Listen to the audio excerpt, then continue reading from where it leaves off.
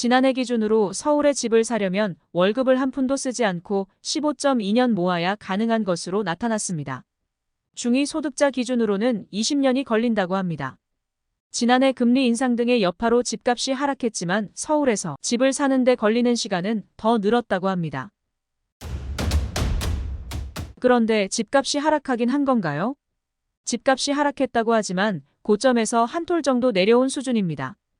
그간 부동산 버블로 집값이 올라도 너무 올랐던 터라 올해 집값이 떨어졌다고 해도 최고점에서 조금 내려온 상황입니다. 목동의 아파트를 예를 들어보겠습니다. 목동 신시가지 14단지 22평 아파트의 매매 가격을 살펴보면 2019년 7억 5천이었던 매매 가격이 2021년 8월 13억까지 올랐습니다. 이 아파트 현재 거래 가격은 12억 2천만 원입니다.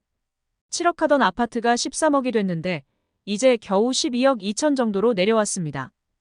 6억이 올랐다가 1억에서 8천만 원 정도 하락한 게 하락했다고 볼 수 있나요? 과연 집값이 하락했다고 표현하는 게 맞는 걸까요? 아직도 최고점이라고 봐도 무방한 아파트 가격.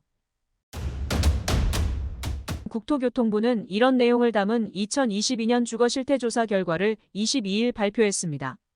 전국 표본 5만 천 가구를 대상으로 진행한 개별 면접 조사 결과라고 합니다. 서울의 PIR은 2021년 14.1배에서 지난해 15.2배로 높아졌습니다. PIR은 월급을 쓰지 않고 꼬박 모아 집을 장만하는 데 걸리는 시간을 뜻합니다. 2021년에는 온 가족이 한 푼도 쓰지 않고 모았을 때 14년 정도 꼬박 모으면 서울의 집 장만이 가능했지만 작년에는 15년으로 1년이 더 늘어났습니다. 집값이 이런데 온 가족이 한 푼도 안 쓰고 15년을 모은다 해도 과연 집을 살 수 있을까요? 글쎄요, 의구심이 드네요. 매년 1억씩 모을 수 있는 가정이 과연 얼마나 될까요? 그것도 한 푼도 안 쓴다는 전제하에 말이죠.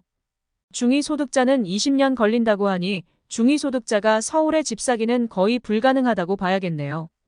온 가족이 15년을 한 푼도 안 쓰고 모아야 서울의 아파트를 장만할 수 있다고 하니 이제 서울살이는 또 그들만의 리그가 되어버린 느낌이 드네요. 또 이번 통계 발표에서 조금 놀라운 점이 신혼부부 가구의 43.6%는 자가에 거주하고 있는 것으로 나타났습니다. 결혼할 때부터 집을 사서 결혼하는 커플이 두 커플 중에 한 커플이나 되는데요. 예전에는 결혼할 때 대부분 전세로 시작하는 경우가 많았는데 이제는 결혼 시작부터 아예 집을 사서 시작하는 커플이 많아진 것 같습니다. 이들 신혼가구 대부분은 아파트에 사는 것으로 나타났습니다. 문제는 이들이 결혼할 때가 부동산 광풍기였을 때라 얼마나 많은 연끌을 했을지 우려가 되네요.